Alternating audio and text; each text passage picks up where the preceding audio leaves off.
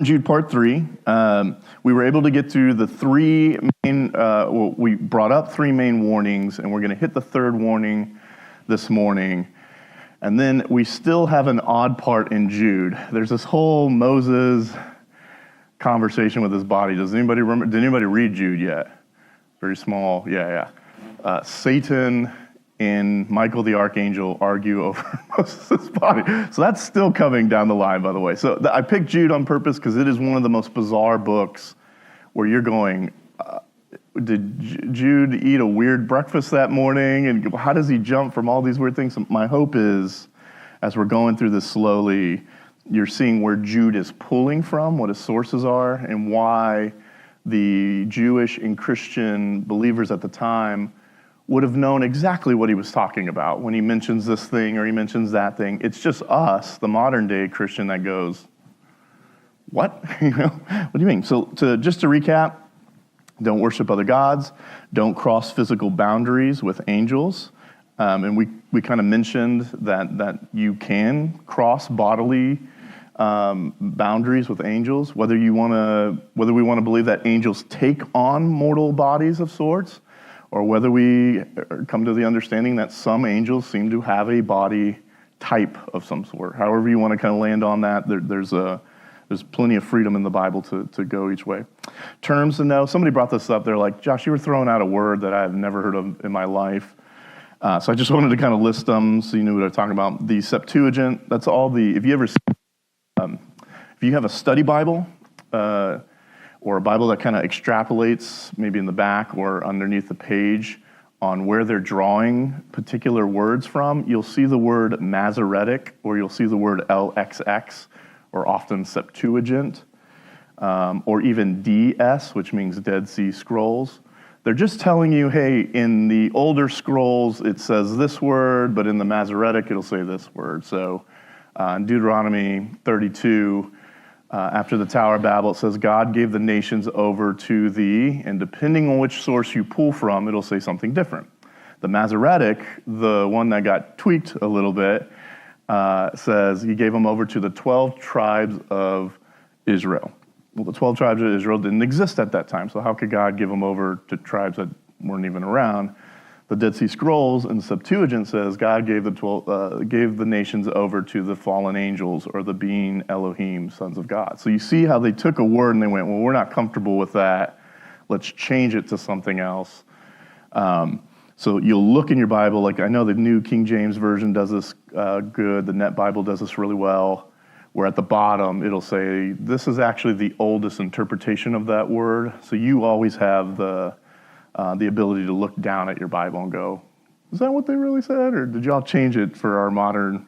So I just wanted to kind of give you the Septuagint. The reason the Jews rejected this one, the rabbinic rejected this one and eventually created what becomes the Masoretic text, was it was written in Greek. If you know the story of Alexander, he kind of conquers all, and he began to make his library. And he knew that the Torah and the writings were very important. And so he said, well, I want a copy for myself, essentially.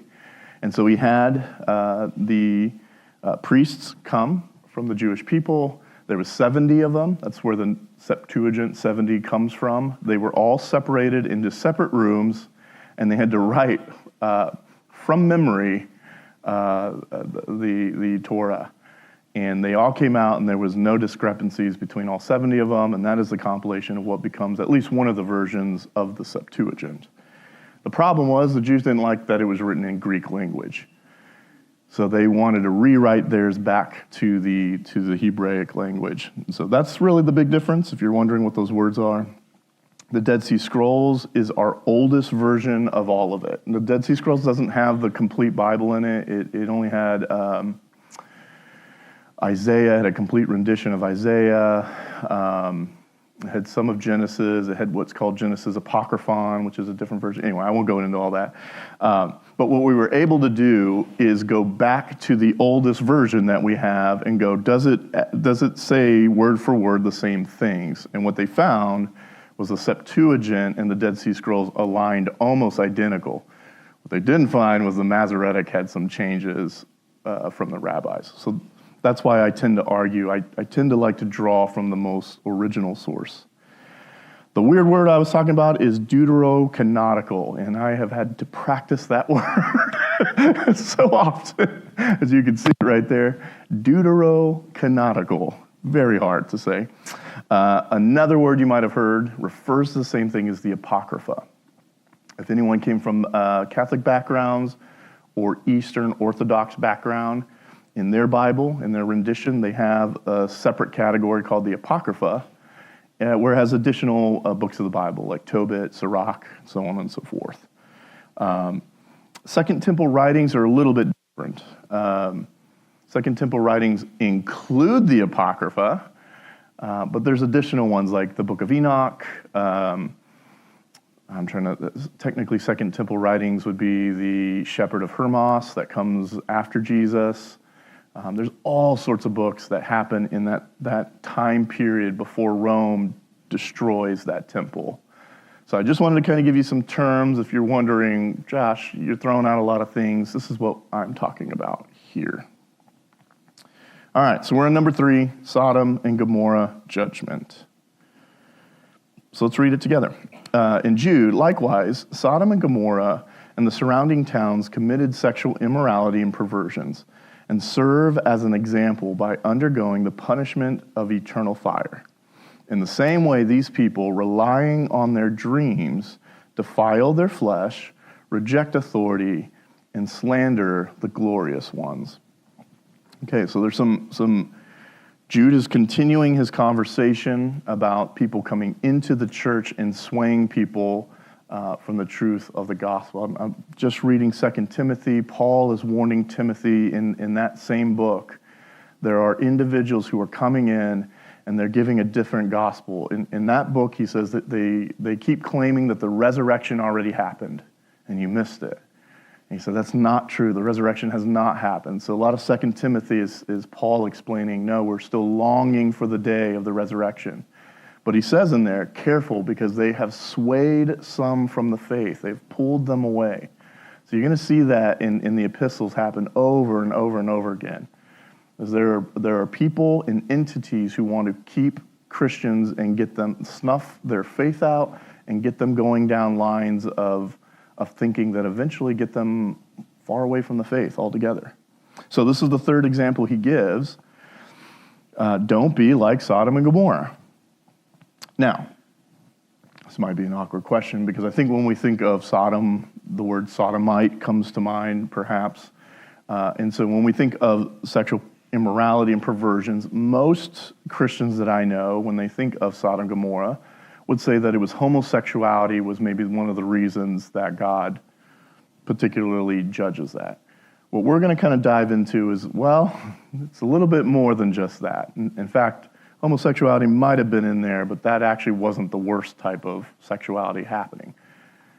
And you're going to see why that connects to the ones we just talked about prior to this whole angels and humans interacting. It's going to get brought up again. And I know it's weird and it's uncomfortable, but Jude is saying this is important, that this is a real thing that can happen and will happen again. In Revelation, it highlights that. And so God has to stop this. Whatever's going on in Sodom and Gomorrah, which were big cities at the time, he has to put a stop to that. And you know the story with Abraham and Lot. And we're going to actually read it together. But notice, he's saying the people coming into this modern church that Jude is writing to are relying on their dreams. We're going to kind of get into what does that mean. They're defiling their flesh. There's that boundary crossing again. They reject authority and slander glorious ones. Well, who are the glorious ones? And we're going to get into that too. So let's read the Sodom and Gomorrah conversation. This is in Genesis 19, starting in verse 1. And I'll pause here to say one of the chilling moments for me. Okay, question time.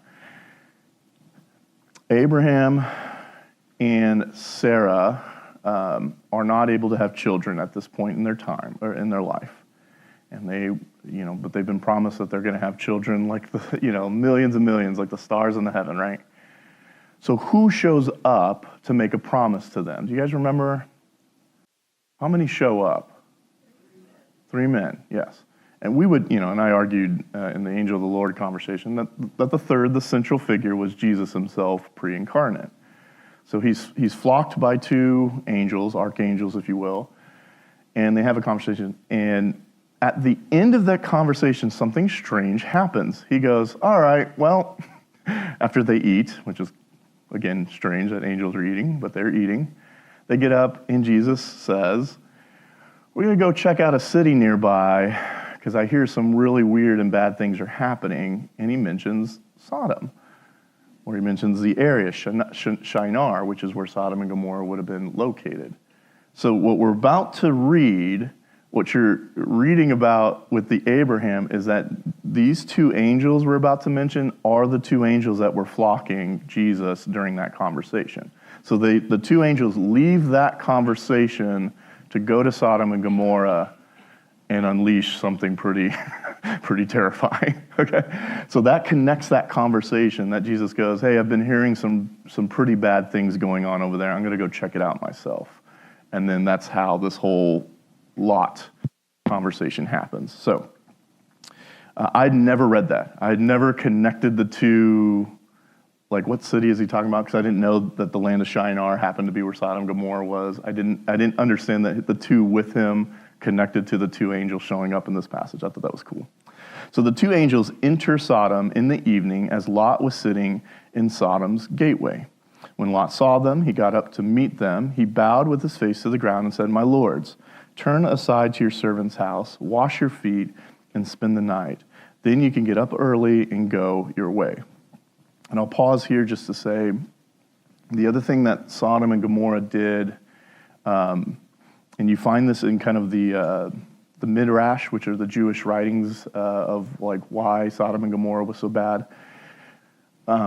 What they would do is they would lure traders or foreigners through their gateways, and then they would rob them and accost them and put them in jail, or they would put them in jail and say, well, you did this against me, and that's why we can't let you go, and therefore you owe me all your stuff. They would just make up laws, and their judges and their mayors would go along with it.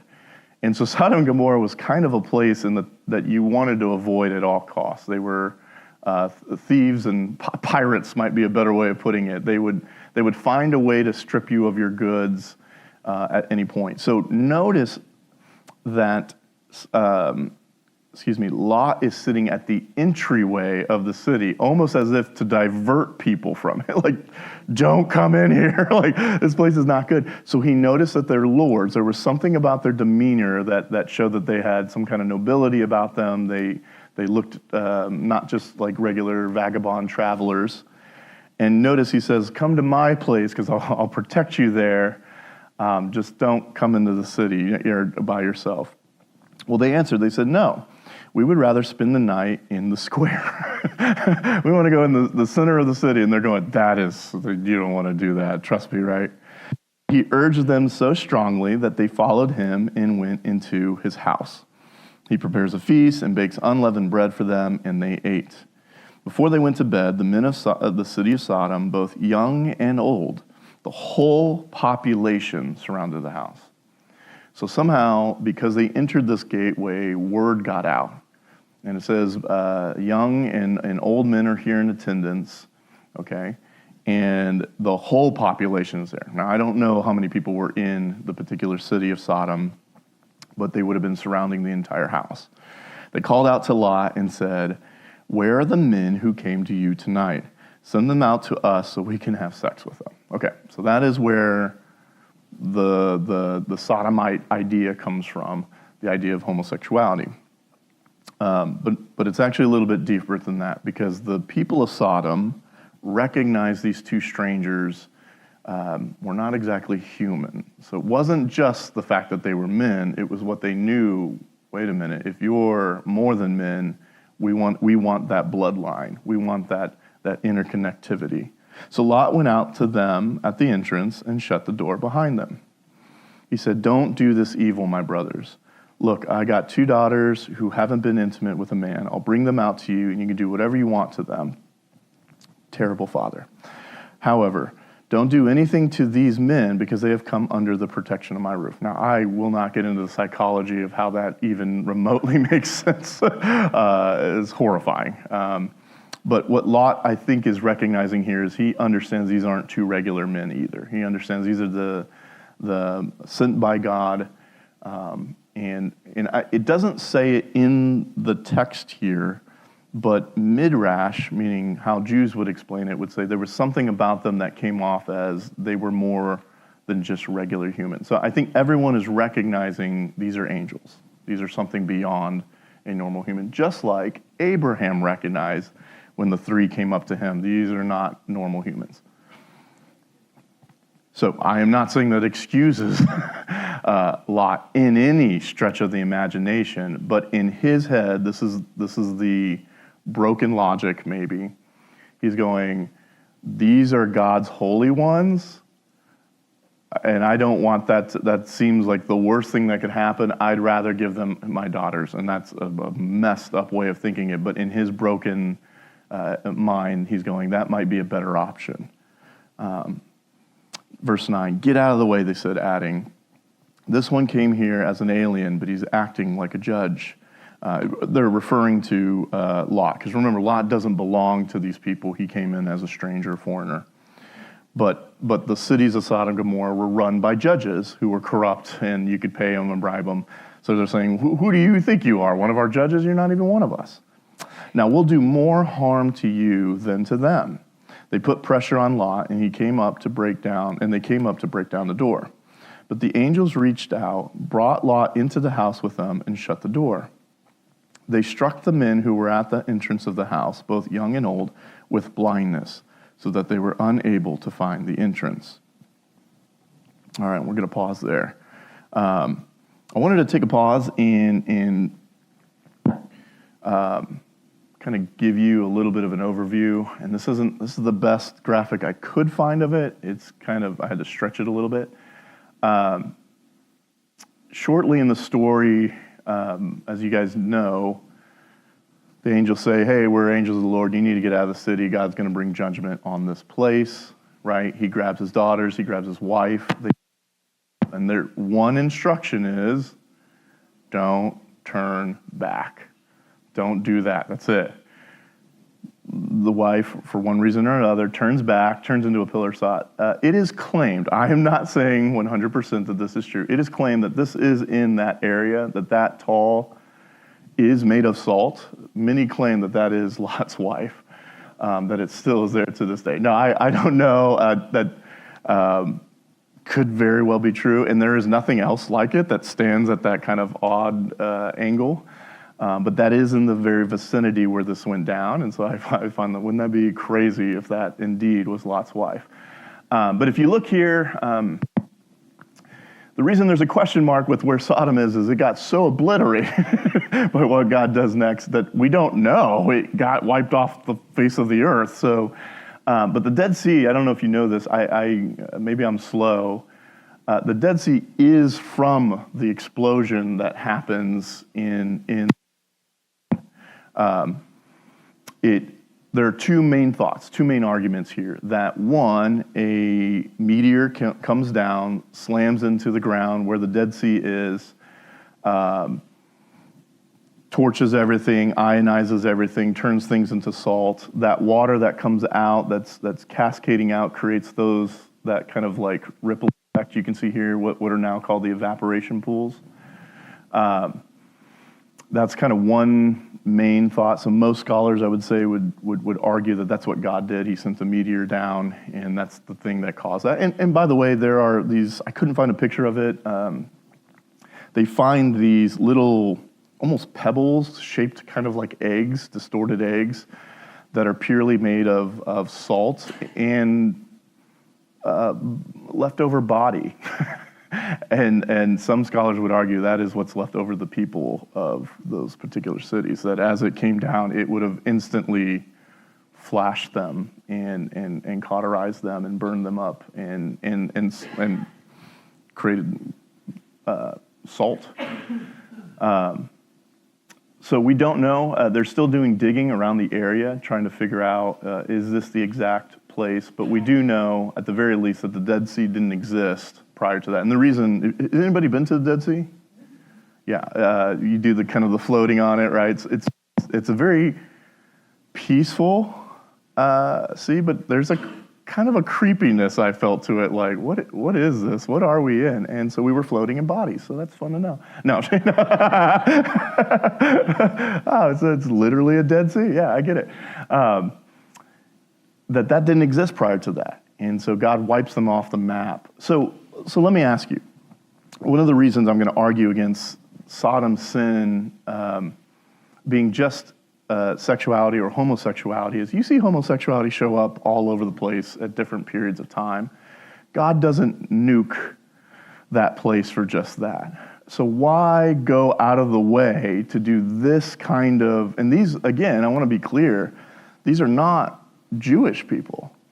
This is a completely different, separate nation that and to clarify, so the second thing they think God might have done, and this one gets a little bit wild, so just bear with me, is there are signs that a nuclear fission bomb went off. So not radiation, but we have a way, I'm not going to get into the science of it, but there is such a thing as a fusion explosion where you're able to rip an atom open and it would have the same type of force as a nuclear bomb would without necessarily the radiation. So they said the other signs that they discovered in this area is it's almost like somebody dropped a bomb, but they have no way explaining that because how would you get a bomb back in those days? So I'm not saying that God literally had bombs. I'm saying if he knew how to split an atom, he could have easily just done that. Yeah, I could easily lean on the meteor one. You don't have to, but there are some weird occurrences in the Bible where you go, that seems more like something bigger than a meteor went off there. Something to think about. And so if this interests you, by the way, to your point, YouTube has all these videos where they'll take you in the area and you can kind of look at these things and they'll pick up the objects for you. It's fascinating. I loved it. That's not really what I do in particular. I at least wanted to show some pictures of what we're talking about, where we're talking about. Notice Canaan, kind of where you have all of your giant land over in the corner. So this is another hot spot where demonic evil seems to keep resurging. And you're going to see that in the Old Testament over and over. There are certain locations where evil seems to congregate and emerge out of, which is why I would argue that most of Revelation happens in the Jerusalem, Canaan area. Because in the book of Revelation in the end times, it's just referring to that same place opening again and more demonic stuff happening there. And so it's a territory battle. Does that make sense? There are fallen entities that hate God, and they're trying to win over territory. Why?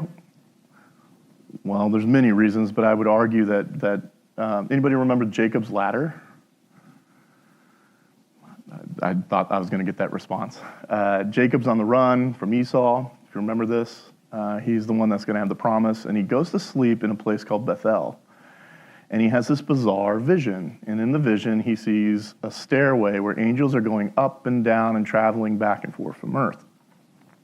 Whether you want to call that a stargate, a portal, the thinning of the veil, what God was revealing is that Bethel has a place where it seems that they're able to traverse back and forth. Well, Bethel, look where it's located. See in the top left corner, right where all the demonic activity is going on. So I go, well, it might not just be heaven that's able to traverse. What we're kind of seeing is that Sheol and Hades is able to traverse too. So you're going to have pockets of fighting and evil happening in that particular territory because there's a gateway of some sort. And I know that's weird for us as modern day readers, except it shows up in the Bible. And except you have Jude again warning us that angels do indeed do these things. And so we have to worry. We have to be on guard against these things. All right. I'm going to reconnect back here. So it says, likewise, in verse 7 of Jude, Sodom and Gomorrah. So what he's connecting here is in the last two things we talked about. It links Sodom to the previous examples, the angels who sinned in verse 6. Now, if you didn't know what we're about to go into, you would be like, how? I don't understand how that connects. I thought this was about homosexuality And again, I would argue, well, homosexuality was happening, I wouldn't say all over the place, but it was happening periodically in different empires, especially the Greeks. But prior to that, it even shows up in Mesopotamian areas. So if God wanted to just nuke that particular sexuality, he would have had to be doing that quite a bit. So the sexuality that's happening here in Sodom and Gomorrah is something else, something, again, with those crossing of boundaries. And what we're going to learn is that humans can seek angels and indeed get powers from them and cross something. I wouldn't call it crossbreeding at this point. It seems like God has put the kibosh on that one and said, that happens again, I'll chain you up like I did the original ones. But it seems like they can swap DNA of some sort or give us at the very least information that will make us like Nimrod to become giants in a sense. So this suggests that the sin of Sodom was not mere homosexuality, but an unnatural union pursuing strange flesh. To be fair, homosexuality would also be in that category. It would be strange flesh, two interactions that aren't supposed to happen. What the Bible is kind of clarifying is that's not the only interaction that shouldn't be happening. There are types of species and types of things that just should not.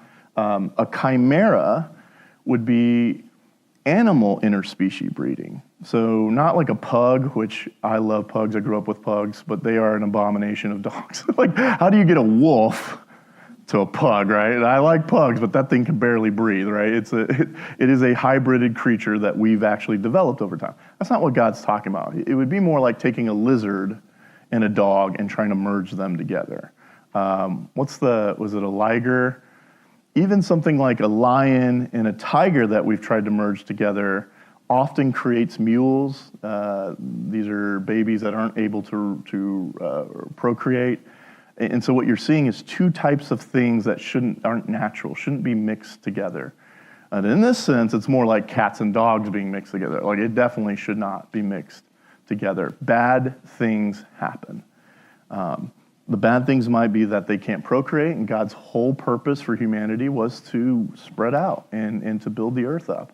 So if you're creating mules, meaning individuals who are not able to procreate, that defeats God's purpose for mankind and for what marriage was supposed to be about.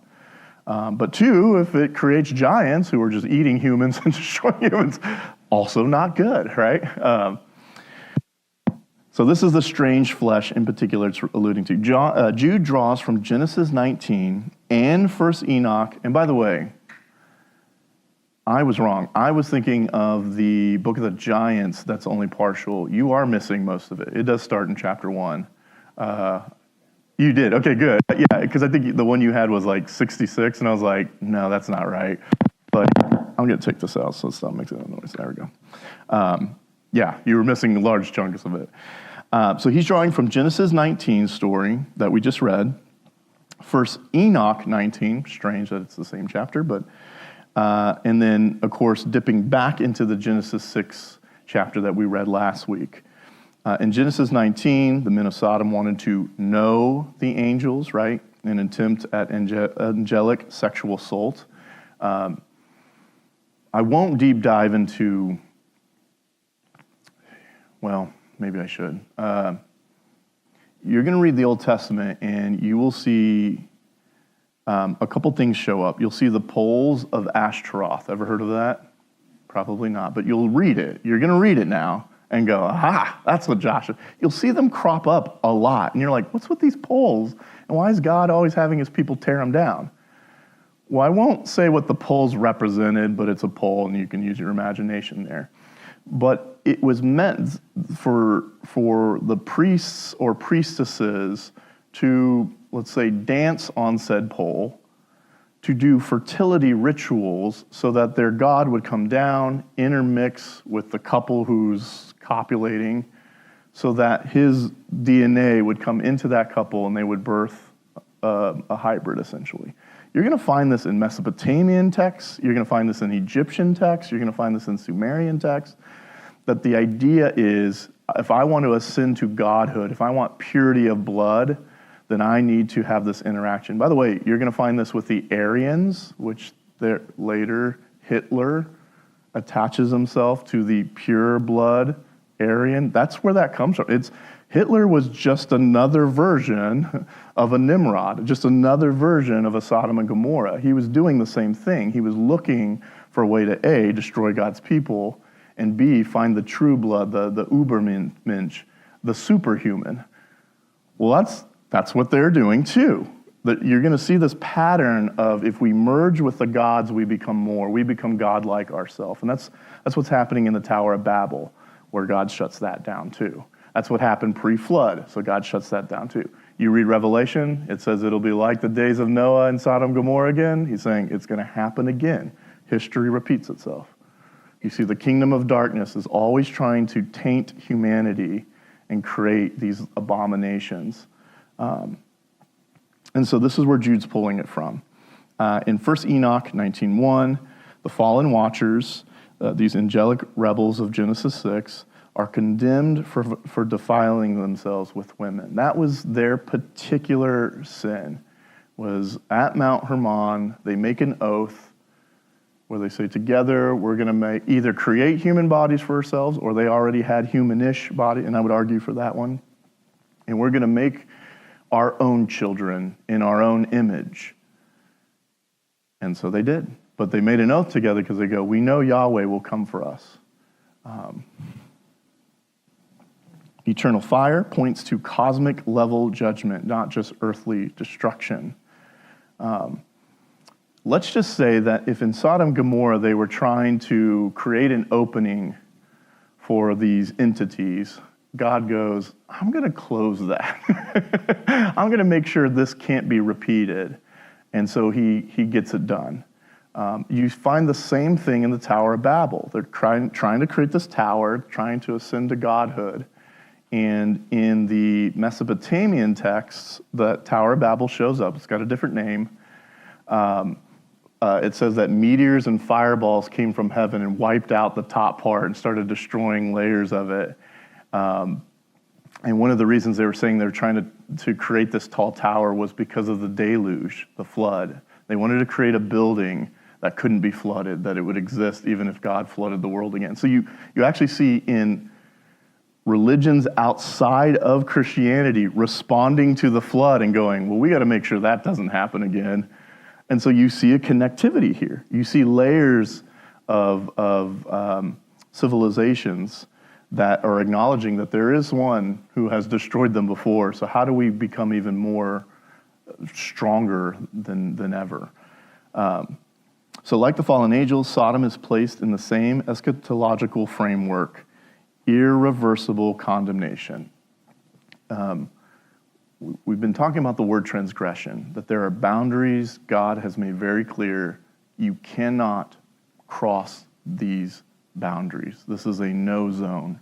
This is purely destructive. And when I was mentioning Yahweh asking Israel to destroy cities where he says, kill every man, woman, and child, he is saying they have crossed and they have transgressed in such a way that I've given them decades, by the way, to turn from their ways. But they have transgressed, not just because they're kind of sinning or kind of murdering people. They have crossed a boundary that is deserving of utter destruction. So key insight, Jude lumps the Sodomites and Watchers together. Both transgressed God, establishing boundaries, angels crossing into the human realm, humans attempting union with the divine. So Jude now pivots to these people, back to the infiltrators in the church. Okay, so you're like, okay, that is terrifying. That did happen. What do we do with it? So Jude's going, hey, that's still going on now. Just so you know, they're going to come into your church. The infiltrators in the church, he says they repeat the pattern of rebellion in 4 different ways. Relying on their dreams. These would be individuals claiming divine visions or revelations as authoritative. Okay, so they're saying, God gave me this word. And you see this happening in a lot of churches. Now, I'm not saying all of those individuals are necessarily wolves in sheep clothing, but if you're in like more of the Pentecostal side of Christianity, I hear this a lot. God gave me this word, or God told me to tell you. I've had many people put their hands over me and say, God gave me this vision for you. And to be fair, a few of them did play out. Most of them did not. And so there's a sense of like, I have this authority because God told me. And I always want to tell them, I don't know if you know this, the commandment is if a prophet is wrong, you're supposed to stone them. And so I always wanted to be like, hey, before you tell me, is it okay if I stone you if you're wrong? Okay, I wouldn't do that, but just want to be clear here. Can the Holy Spirit give us words and reveal things to us? Yes, we see that, but we have to be very careful here. It has to align with God's word and God's truth. And again, I keep going back to, this is why we have this wonderful written word of God. It's our anchor. Because they're very manipulative. There are some good things that could easily go, well, that kind of sounds like a God thing, right? This relying on the dreams echoes 2 Peter 2, 1-2, talking about destructive heresies and sensuality. They will sometimes claim Jesus told me this. They'll sometimes say an angel told me this, or this divine source told me this, that we're all one and all religions are one and you're wasting your time with this Jesus. He was just the latest, greatest thing, but there's more to come. Number 2, defile the flesh. Sexual immorality linking to Sodom in particular, this crossing of boundaries. Same phrase used in Leviticus for ritual defilement. Okay, what is ritual defilement? That's kind of what we've been bordering on, so let's jump into it. It's gross. No pictures, okay? No pictures. I couldn't do that. Sacred prostitution in the Canaanite and Mesopotamian cults. So when you looked at that picture, that top left corner was the Canaanite area where, again, all this kind of demonic. And then the ancient people before Canaanite is what we mean by the Mesopotamian people. So same area, different people. Archaeological and textual evidence shows that in Levant and nearby Mesopotamia, the cult of the great fertility goddess has had different names. Inanna, Ishtar, Astarte, Ashtoreth. So when you get to Ashtoreth poles, that's what it's referring to. But you're going to actually see at least, I think 2, maybe 3 of those particular names of this goddess show up in the Bible, but hundreds of years later. So the same entity who has immortality lives, and different people call it different names, but it does the same thing, and it's always fertility. You're going to have a god named Marduk, Baal, who always burns children. That's his thing. You just see it happening over and over and over. He hates children.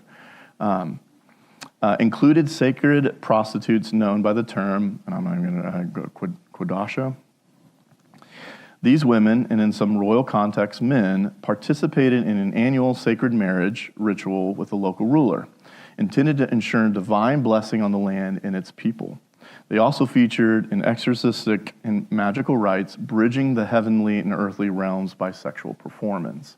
So if you're looking at what are these ritual defilements that Old Testament brings up so often, what's happening in Sodom and Gomorrah was a hot spot for this.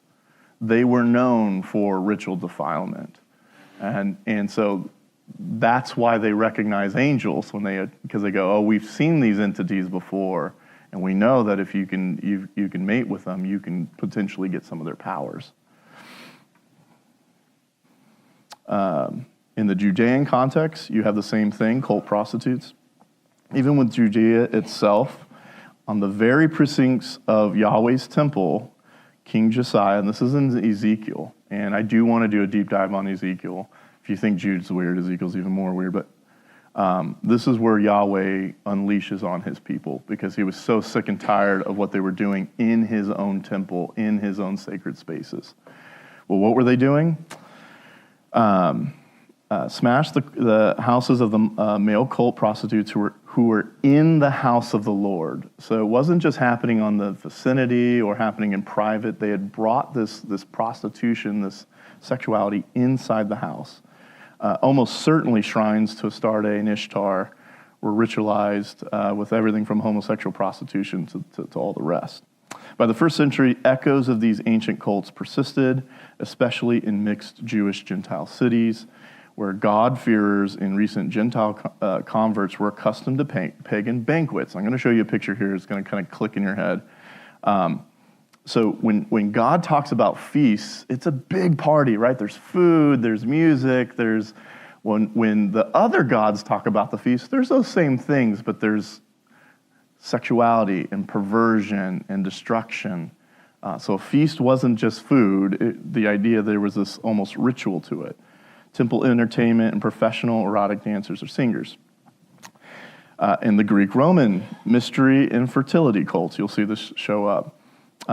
So from cities, from Palestine to the Decapolis, devotees flocked to these fertility mysteries, Cybele being one of them, Attis, Dionysus. I know you're not going to recognize that name, but you will in a second. Aphrodite, that one, I think everyone, the goddess of love. By the way, not a great goddess of love. If you know Aphrodite's storyline, she's also the goddess of war. They forget to bring that one up too. Initiates engage in ecstatic rites, orgies, you name it, the whole lot. And these were common in the Greek-Roman vicinity. So you would come in, if you were a merchant, you would sell your wares, you would set up shop, you would go to a temple to worship, and worship just meant party and do nasty, disgusting things. But you did it for your God to connect to them and feel divine and feel blessed.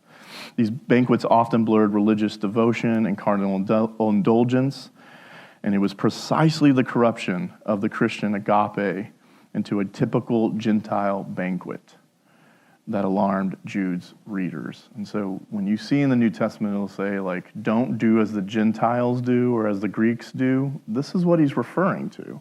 This was common for them to engage in, because for them, it was their way of worship. It was their religion, was to do these things. So imagine you hear about Jesus Christ and you're blown away by him. And you're like, this is the truth. And so you're trying to deconstruct from what you know, and you're gathering with 30 or 40 Christians, and you're hearing about Jesus and the miracles he did, and you're like, wow, this is amazing.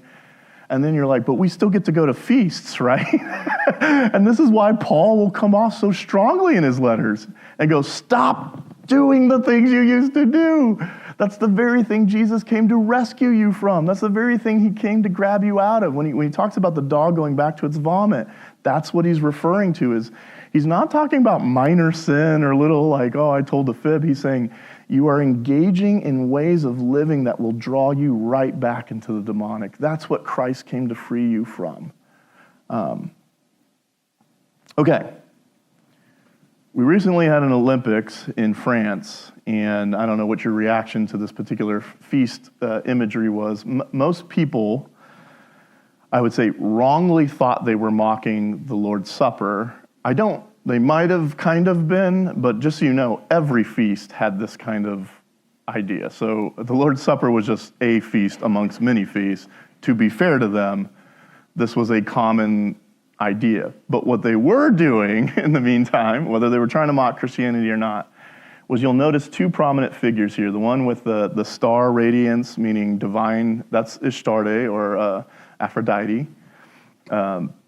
This one here, the blue, bizarre-looking guy, is Dionysus, who was known as like the god of drinking and alcohol and kind of partying, but he also loved to kill children and do all sorts of atrocious things. Funny that the France didn't bring up any of that side of it. And so on one hand, what they're revealing, whether or not they're picking on Christianity or not, what France is saying is, hey, this is who we really believe in. This is who our gods are. And notice they're about partying, and there's no limits, right? We're not like you Christians. We don't have to have boundaries. We don't have to have limits. We can just be ourselves, be who we were born to be. And so our gods allow us to do that. And I go, when I watched that, I was less upset with the whatever, and I was going, oh, their gods have shown their faces. So I would go, Dionysus and Aphrodite are not made-up figments of their imagination. France has their own gods, and they showed themselves to the world to say, this is what we're about. Are you tired of your stringent rules? Are you tired of being limited? Don't you want you to do whatever you want in however way you want to? Come follow our gods. Come be one of us. And so you're seeing territory being taken back here in France. And it is a jab at Yahweh to go, I'm going to corrupt your people once again. And so in pockets like in college, you have this kind of ideas being spurred around. So we have to be careful. We have to be careful. So, amongst U.S. adults who identify as Christian, occult dabbling is far from rare. Here's the sad part. According to a 2024 Pew Research survey, so this is very new, okay, it's not an old one, 27% of Christians say they consult astrology, so horoscopes, tarot cards, or a fortune teller at least once a year. 9% of Christians consult tarot cards. 6% again consult fortune tellers at least annually. So as much as I'd like to say, well, that's France and that's the world outside of Christianity, what's by the way, the only way they know this is that people admitted to that. So there are some who didn't admit to that, but I'm going, there are people claiming to be Christian, and I can't tell you if they are or they're not, who are saying at least a quarter of them are going, yeah, we dabble in all that kind of stuff. These are demonic, ritualistic connections that we've brought right into our Christianity. And I would say Gen Z, with TikTok and everything from Instagram, TikTok, I'm blanking on anyway, any kind of social media has more exposure to this. I don't know if you know this, like witches are on like TikTok, and they're lovely looking people, and they'll be like, oh, I consult with my spirit every day, and they give me good, positive feelings, and you can have that too. Buy some tarot cards. There are now Christian tarot cards out there. This is like a normal. So Jude is saying this is going to come into the church, and I'm going, it's here. It's been here. This is how it works. It normalizes things. It makes it seem like not a big deal. So putting that in context, roughly 1 in 4 believers slip into occult practices yearly. 1 in 4. 1 in 11 pick up tarot cards for divination. Why would you need tarot cards? The whole point of tarot cards is that it tells you kind of what's coming down the road for you. Don't you trust in God? Don't you trust that he has your future in his hands? Don't you pray? And I bet if I asked people, they would have an easier time doing tarot cards than praying, right? And I just crunched some numbers, but 43 million Christians dabble in at least one occult practice each year. That's a lot. That's a lot. So I'll end it with this. As we kind of looked at these three, and obviously we still have some more to go in Jude, there are boundaries being crossed. And the results are, well, for the angels, eternal chains. For Sodom, eternal fire. For false teachers, blasphemy and defilement. God will not allow this to go on. Yes, I'll pause that. I know it might seem very disconnected for you guys in the room, but I'm saying spending time with young people, this is pretty the norm now. And so my hope is this. If I just come at a person who's doing those things and go like, give them to me, and I rip them up or burn them, like they're just going to buy new ones, right? Like I need to have conversations with my young friends about, and I did recently, Timmy's had me speak to the group, and we talked about magical ornaments. In Ezekiel, there's a particular conversation of that. And I thought, man, this is going to bother. This just feels weird to me. And I had question after question about, wait a minute, you're telling me these things are really connected to entities? I'm going, yeah, I think when you take MDMA or some kind of drug and your consciousness unbinds, you are talking to something. That's the scarier part. I'm not doubting them when they say their source or their God talks to them. They are indeed communicating with someone who means complete destruction for them. But they're going to give them some things first, right? That's how you hook someone, right? You need to make sure that they gain something from it to get them kind of addicted to it. And so tarot cards are exciting in the sense of it is a secret knowledge, and that you're like, oh, I know something nobody else knows. But it's just the first footstep and just the first dabbling in. And I would actually argue this more. If there were no entities behind these things, you're right. They're just cards and they're just made up patterns. But because there are entities behind these things, I go, be very, very careful. because they are way more powerful than you and I, and they are taking advantage of our young people in more ways than we can imagine. So any other questions? We got a few more minutes before we wrap up. I know I've been throwing a lot of things at us recently.